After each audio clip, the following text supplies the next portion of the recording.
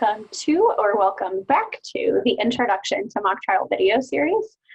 My name is Danielle Wilmot, and I'm the Mock Trial Program Coordinator for the Ohio Center for Law-Related Education.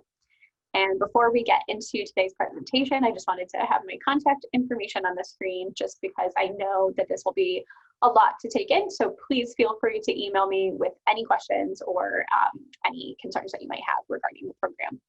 So today we're going to be talking about the middle school mock trial program, specifically looking at the case packet and just the logistics of the program. So let's get started.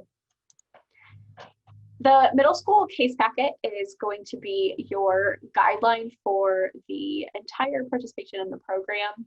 So for middle school mock trial, this is a little bit different than how we do high school. So if you're already familiar with the high school program, do know that this is a little bit different for middle school specifically.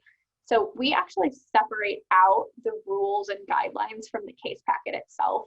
So the case packet will only have things pertaining to the case, such as the legal arguments, any legal statutes that are necessary, the witness statements, and all of that will be in one document. And then the guidelines and the rules for the competition will be sent separately. You'll get them all in the same email, but they are separate documents, just so you don't get overwhelmed looking at it. We have that broken out. So one document for showcase guidelines, one document for simplified rules of evidence, and one document for the case itself. So that is the overarching explanation of middle school mock trial.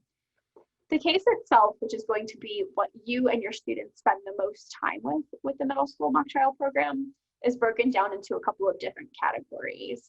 So we open with a case summary that just explains general facts of the case and gives you an overview of what's going on and who is involved.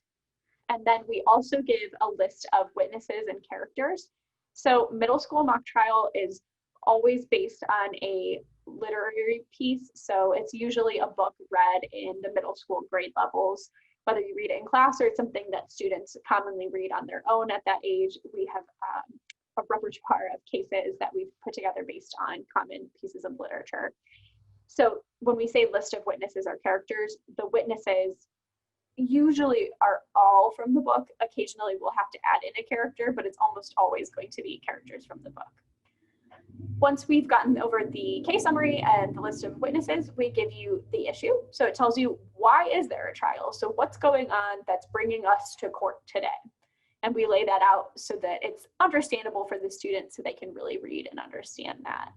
Then we go into the legal statute. So we give the actual language of, if it's a murder that takes place, we give you the language of what is considered first-degree murder or felony murder, or whatever the case necessitates. We lay that out in the actual terms, so you can go over that with your students, and that's a little bit of a learning opportunity for them right there as well. Once we've gotten past the overall parts of the case, we get into the actual meat and potatoes, which is starting with the briefs. So we do this again. If you're familiar with high school mock trial, it's going to be a little bit different.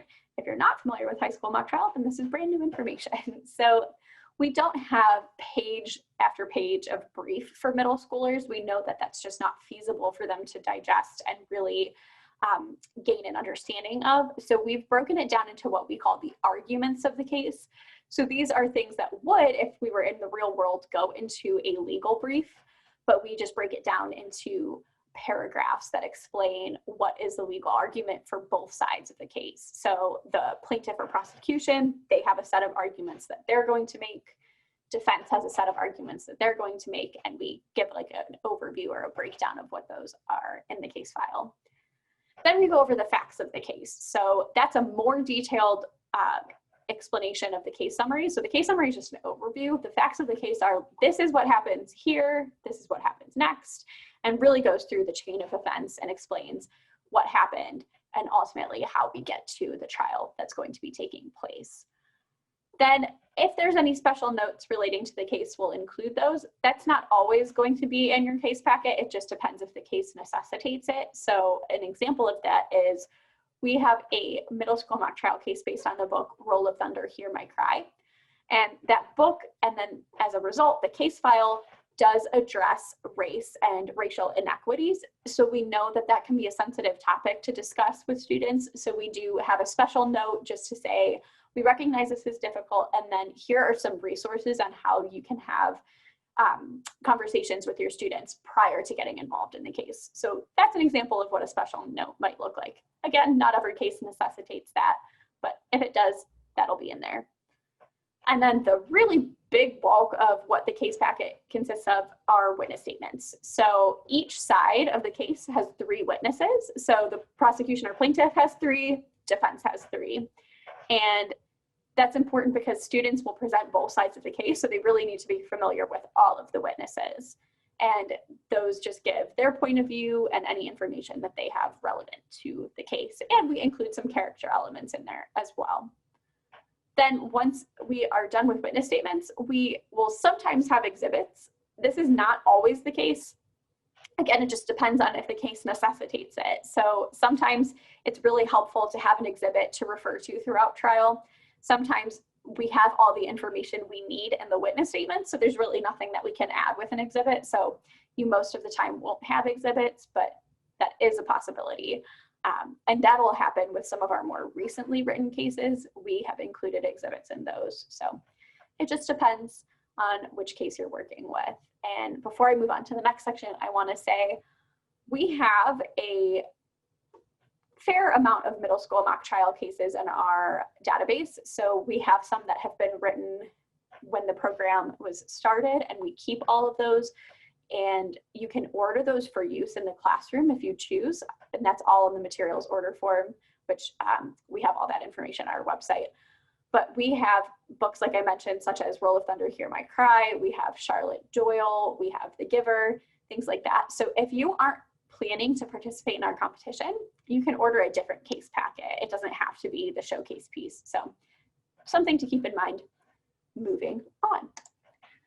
So if you know that you want to have your students come and present the trial, you don't just want to work on it in the classroom, the culminating activity is the Middle School Mock Trial State Showcase. So that takes place in Columbus.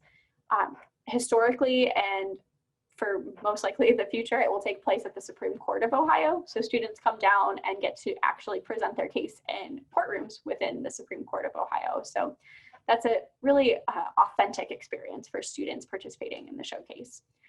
So the case file for middle school is typically released in September of each year, usually near the end of September. And every school will need, that wants to participate in the showcase, will need 1 case file.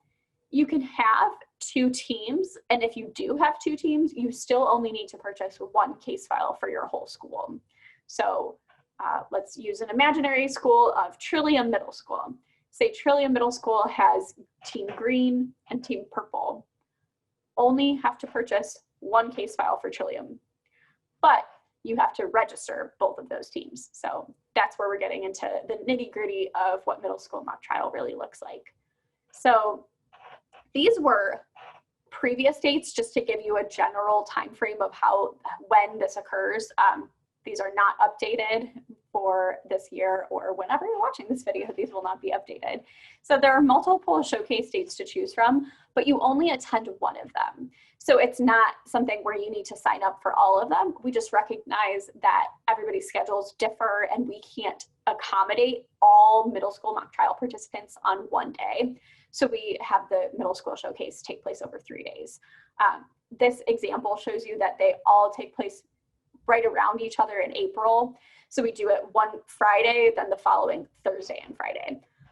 That's not always going to be the case, but we do try to keep them in the general time frame, recognizing that schools have state testing around the same time and that kind of thing. So it's typically in April. It's been in May before, but it will be sometime around there. And again, you only need to choose 1 of those dates. You do not attend all 3. And this is a showcase, not a competition. So that big difference between a showcase and competition being showcases do not have 1 winner. So nobody wins the day or wins the overall showcase. It's just an opportunity for students to really present their skills and show off all the hard work that they've done working with the case file, getting to know their role as an attorney or their role as a witness. and we have volunteer judges that come in and watch the performance and evaluate them and give them feedback, but there's no one declared winner of the showcase. And in lieu of that, we have overall rating that we do at the end. So once all 3 showcase dates have taken place, we have on our website an acknowledgement of how the teams have rated overall. So superior, outstanding, or excellent, and that's based on a range of scores, which we will make known at the time of presenting those ratings on our website. So no overall winner, but we do determine these teams are all ranked as superior, outstanding, or excellent.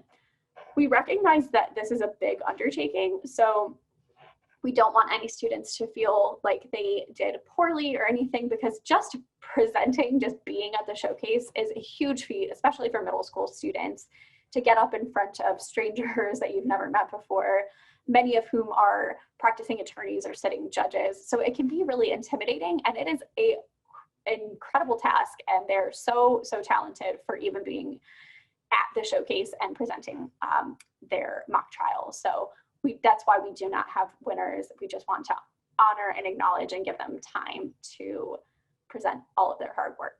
So moving on from showcase logistics, this is what the showcase format will look like. And as I mentioned previously, each team participates in 2 trials. So you present both sides of the case. So it's either going to be prosecution or plaintiff, depending on if it's criminal or civil. So you present that side. You also present defense. Typically, the structure is that there's a morning trial, we take a break for lunch, and then we reconvene for an afternoon trial. We will tell you that day which side you're presenting first. So when you check in, you'll say, okay, we're presenting prosecution in the morning, defense in the afternoon, or vice versa. So they will always present both, and it will usually be a trial in the morning, break for lunch, trial in the afternoon. Each trial has 2 or 3 judges. There's always one presiding judge, and then there may be 2 scoring judges, or there might be just 1 scoring judge. But the presiding judge, the difference between presiding and scoring is that we have 1 judge that's designated to oversee and rule on objections and oversee the actual conduct of the trial. So that would be your presiding judge. They still complete a score sheet. The scoring judges are just there. They don't rule on objections. They just observe the trial, evaluate, and complete their score sheets. So that's what your judge panel will look like. There's also attorney awards and witness awards. So each trial has 1 outstanding attorney and 1 outstanding witness. And the judges will present those attorney witness awards at the conclusion of the trial. So once everybody's presented, judges have gone off and done their scores, they come back and they present the outstanding attorney, outstanding witness award. And those are determined based on the judges' scores. So they will go make sure their math is correct, talk to their fellow judge or judges. They put their scores together and determine who the winner is by which attorney had the highest number of points, which witness had the highest number of points, and 1 person from the overall trial will be designated the outstanding attorney, and then another person the outstanding witness. Points are subjectively used to determine best attorney witness and the team's overall ranking. So because there's no winner, points don't come to a total to announce a winner, but a judge will say, okay, this is my score sheet. I have team A and team B. I've assigned them scores and I added it up, and those are the scores that OCLRE uses to determine the team's overall ranking. And then the judges use those scores to determine who wins the attorney and witness award, as I just described.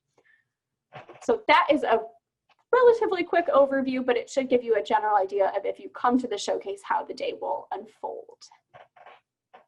Now for the slightly boring but important information, such as administrative tasks and completing forms. So in order to participate in the program, you do have to complete a couple of forms. We do them all virtually, so you do these online. You don't have to turn anything in or fax anything or mail anything. The first thing that you have to do is order your case file. So that is, if you want the case materials, you have to complete an order form, and then we will send you either a digital or a hard copy of the case. And that has everything that I discussed at the beginning of this presentation. So it's going to have all of the legal arguments, witness statements, etc. in that case file. So you want to order those so you make sure you get it. Next thing is if you plan to attend the showcase, you have to register your team.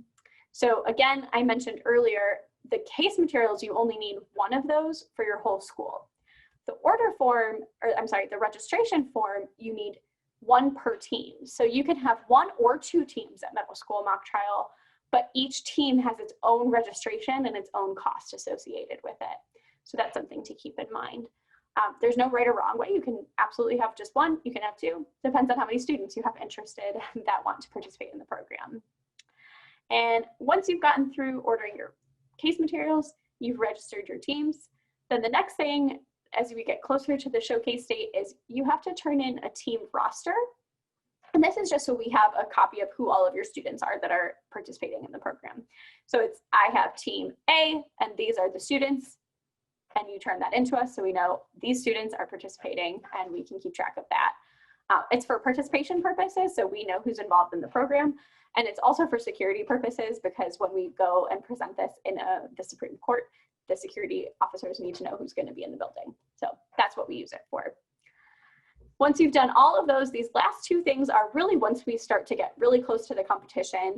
You can do these in advance if you want, but it's just a little easier to do it closer. We have behavior standards that we ask that all the team advisors read, go over with their students, and then sign off on so we know that you've reviewed them. And that's just things like, what is the courtroom etiquette, and just a reminder that we're guests in the space that we're given. So these are the behaviors we expect our program participants to follow. So we ask that you review and sign off on that in advance. And then the last one is photo release forms. Each student has to turn one in. So the way that goes is you give the students the photo release forms. They have a parent or guardian sign the photo release form. You collect them from all of the students, and then you give them back to me. And the whole purpose of that is so we know who is allowed to be and who is not allowed to be photographed. So in order to be photographed in that courtroom, everybody in that trial has to have a photo release form that agrees to be photographed. So we use it for promotional and educational purposes. We try to record some of the rounds for training, and we like to take pictures just to honor the teams and show everybody's hard work. So in order to do that, photo release forms have to be turned in for all of the students. And this is just a nice graphic that explains everything I just went over in the logical order of how you want to complete these. So again, you order your case, you register your team or teams, you submit your roster, and then the last two are interchangeable, but photo release and behavior standards forms have to be completed in order to participate in the showcase. In addition to your mock trial case file and the rules and guidelines we send you, the other hub of information is going to be the mock trial website. So this is middle school mock trial. It's a screenshot of what the page looks like. You'll see that I circled the state showcase tab on here because that's going to have all of the information related to the showcase. So what date is the showcase? And we'll keep it updated because we can only accommodate a certain number of teams. So if one date closes, we'll say this date is at capacity, here are your remaining two. And that's also where we'll post the overall rankings of superior, excellent, and outstanding once the competition, or I'm sorry, once the showcase has concluded. So anything about the showcase itself will be found on the showcase tab. And then to the left of that tab, you'll notice that there's a mock trial case file, and that will have the order form to order the case, a general overview. If there's any resources that go along with the case, we'll also post them there. And that's where you can also order any past year middle school mock trial case. If you have a specific book that we have a trial for and you want to order that, that will all be found on the case file tab. You can also find my contact information because I'm the mock trial program coordinator, so I'm your person for all things mock trial. You can find my phone number and email address on pretty much every tab on the middle school mock trial page. So definitely check out our website because we update it frequently throughout the program season. And lastly, a couple of resources. I just showed you the screenshot, but this is the actual website you want to go to for middle school mock trial. So it's oclre.org/MSMT. And that has any resources. We do have some tutorial videos and the like on there. You can also find some good resources on OCLRE's YouTube channel. So it's just youtube.com/OCLRE. and we have things organized into playlists and just certain one-off videos of things related to mock trial. We have some archived footage of previous middle school mock trial showcases. So if you want to see what that actually looks like when it happens, we have a video of that.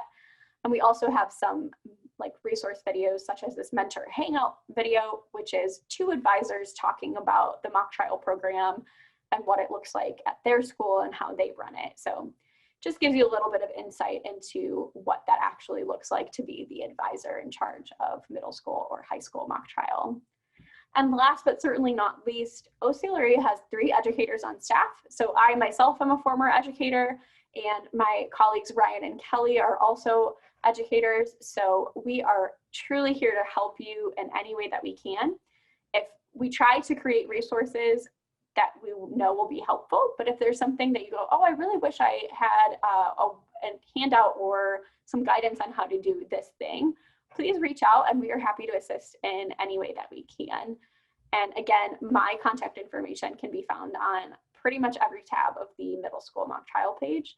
And again, at the beginning of this video. So please feel welcome to reach out to me with any questions, comments, or concerns. I am here to help, and we want to make the mock trial program successful and useful and enjoyable for you and your students. So we look forward to working with you in the future, and we hope to see you at one of our state showcases. But please reach out with anything you might need. Otherwise, thank you so much for watching.